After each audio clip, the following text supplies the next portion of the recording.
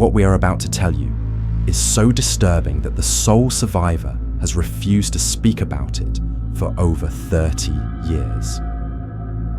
In 1993, 7 experienced hikers entered the Siberian wilderness. Only one came out alive. What she witnessed on that mountain was so horrifying that when rescuers found her, she was covered in blood, unable to speak, and completely traumatized. This is the Khamar-Daban incident, Russia's answer to the Dyatlov Pass mystery, and arguably even more terrifying because this time there was a witness. But her testimony is so unbelievable that experts still can't agree on what really happened.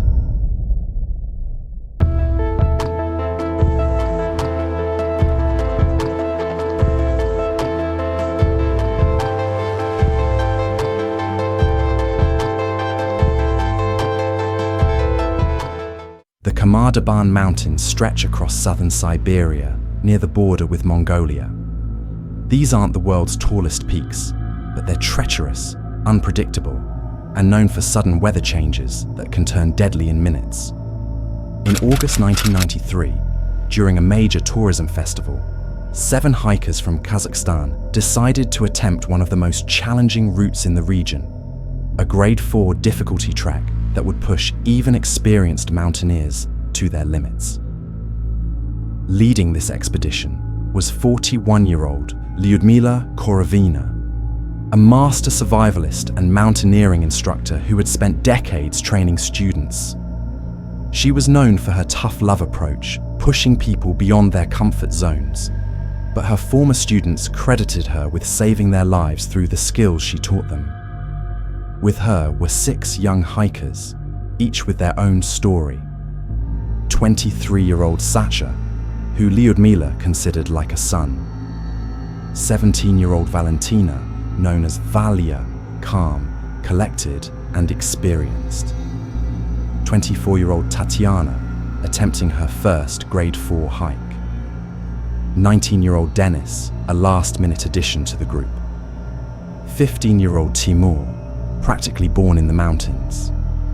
And 16-year-old Victoria, who had to fight for her place on this trip. These weren't amateur hikers. They had trained for months, preparing for every possible scenario. They checked weather reports, packed proper gear, and planned their route meticulously. Nothing should have gone wrong. But something did.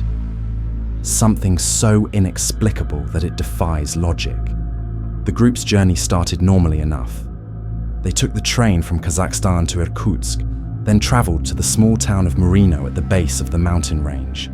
The weather forecast looked promising, above average temperatures with only light rain expected.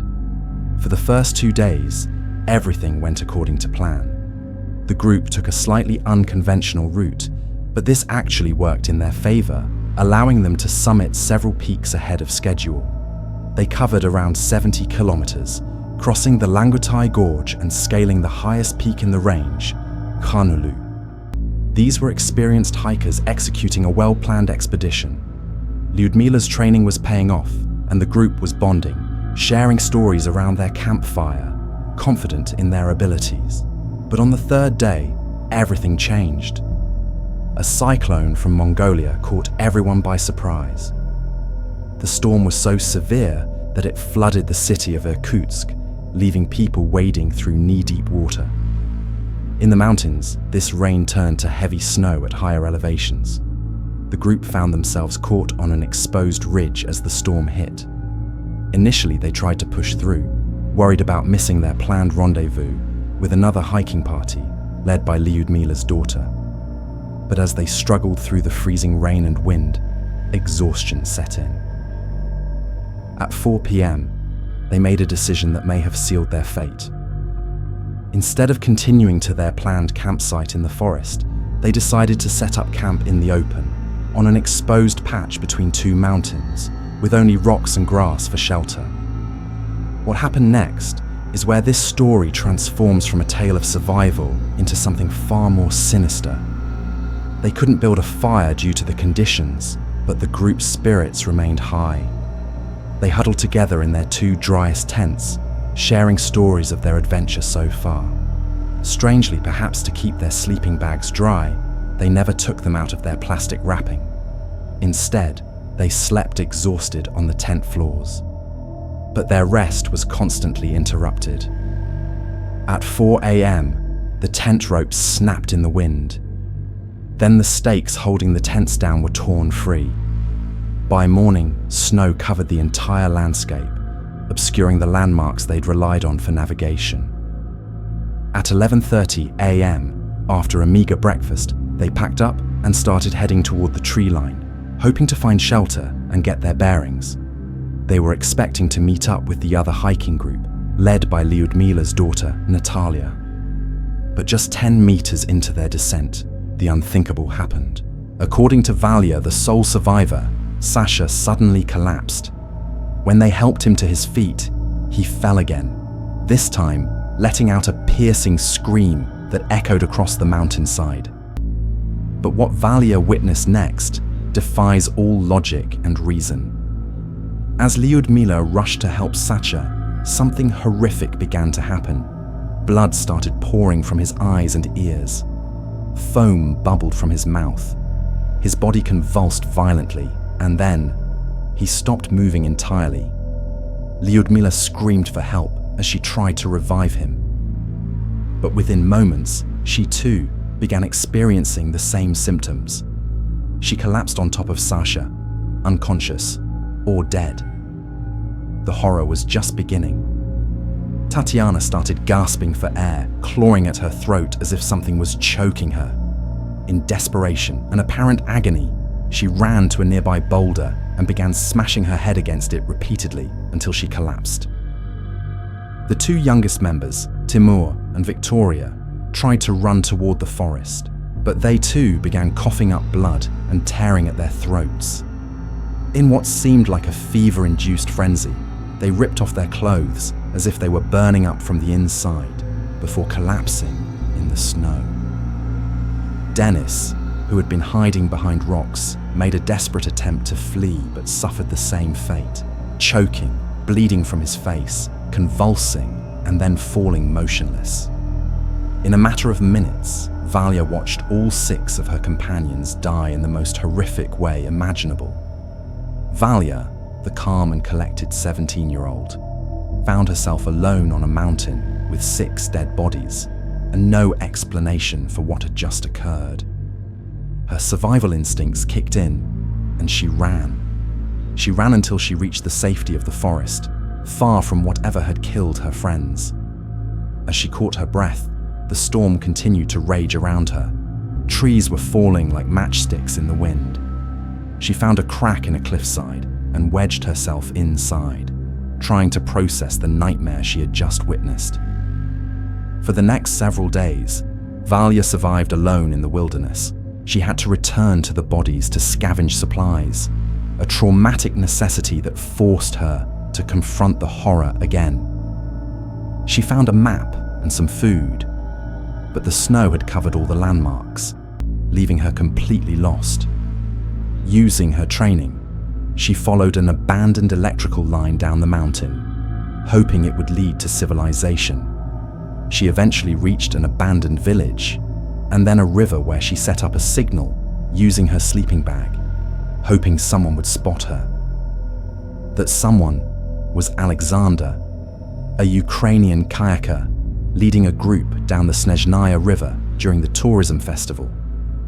When they spotted Valya by the riverbank, they knew immediately something was wrong. According to the kayakers, when they approached her, Valya was motionless and expressionless. When they called out to her, she didn't respond. When they finally reached her, she collapsed into Alexander's arms and sobbed uncontrollably, unable to speak about what she had experienced. It took days before Valya could coherently tell her story to authorities. Even then, her account was so unbelievable that many questioned whether it could be true. It wasn't until August 21st, nearly 2 weeks after the incident, that authorities could launch a helicopter search for the missing hikers. When they finally located the bodies, the scene was even more disturbing than Valya's testimony had suggested. The recovery team, despite being battle-hardened professionals, were so horrified by what they found that many of them vomited at the scene. The bodies were found on a small ledge, some huddled together, others scattered at a distance. After weeks of decomposition, the bodies were severely deteriorated. But one detail stood out. Most of the group had removed their clothing, leaving them wearing only thin undergarments. 3 were completely barefoot. The autopsy results only deepened the mystery. Official cause of death was hypothermia for 6 of the hikers, with Lyudmila dying of a heart attack. All showed signs of lung bruising, suggesting breathing difficulties. Most shocking of all, they were found to have critically low protein levels, as if they had been starving, despite having adequate food supplies with them. But here's the problem. Hypothermia doesn't cause blood to pour from your eyes and ears. It doesn't make people foam at the mouth or convulse violently. The official autopsy findings didn't match Valya's eyewitness account at all. So what really happened on that Siberian mountainside? Over the past 30 years, investigators, scientists, and amateur sleuths have proposed several theories to explain the Khamar-Daban incident. Each has compelling evidence, but also glaring problems. Some believe the group accidentally witnessed a secret military experiment and were murdered to keep them quiet. Russia was in chaos during the early post-Soviet period, and the remote location could have been perfect for weapons testing. This would explain why Valya's story doesn't match the autopsy results. Perhaps she was coerced into telling a false story to cover up the real cause of death. But there are problems with this theory. Why was Valya allowed to live? Why wasn't she silenced permanently? And why choose such a public location during a major tourism festival for secret experiments? This theory suggests the group was accidentally exposed to nerve agents being tested in the region. Russia has a history of developing chemical weapons, and some reports claim nerve agents were being tested in the Khamar-Daban region around 1993. The heavy rain could have washed residual toxins into the area where the hikers camped. The symptoms Valya described, bleeding from eyes and ears, convulsions, foam from the mouth, are consistent with nerve agent poisoning. This could also explain the delayed search. Authorities may have needed to ensure the area was decontaminated first. But again, how did Valya survive when she was the first to reach the victims? Contact with contaminated individuals should have killed her too. The Khamar-Daban mountains are near Lake Baikal, which has been contaminated with industrial waste since the 1960s. A pulp and paper mill has been dumping chlorine and other toxic chemicals into the lake for decades. Perhaps the group was poisoned by contaminated water from streams flowing from the lake. However, this doesn't explain why only this one group was affected, or why there weren't more reports of similar incidents given the area's popularity with hikers. The most accepted theory among experts is that the group died of hypothermia and exposure, and Valya's traumatic account is her mind's way of coping with survivor's guilt.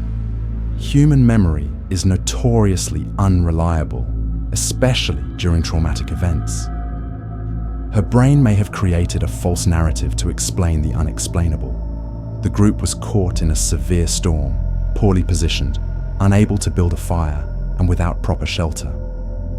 Some may have experienced paradoxical undressing, a symptom of severe hypothermia where victims feel burning hot and remove their clothes.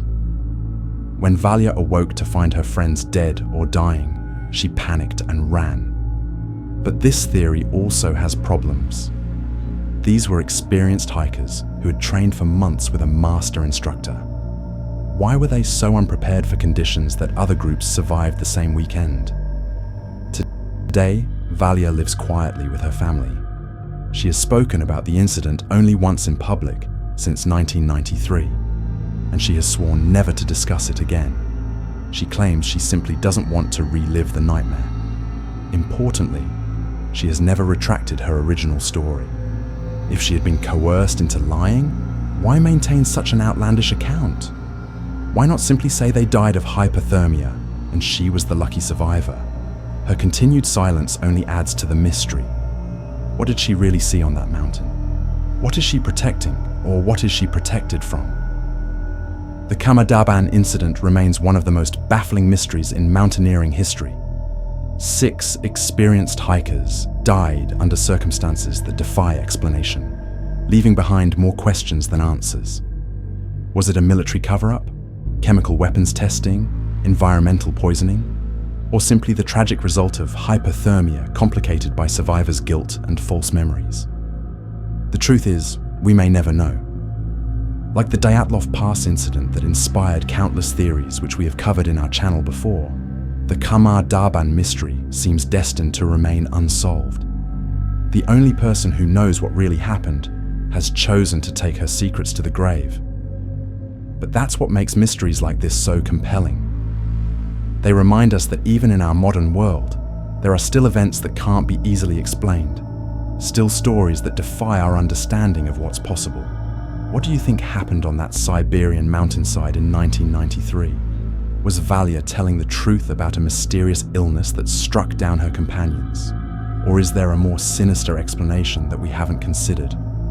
Let me know your theories in the comments below. And if you enjoyed diving into this unsolved mystery, make sure to subscribe and hit that notification bell, because the world is full of unexplained events just waiting to be explored.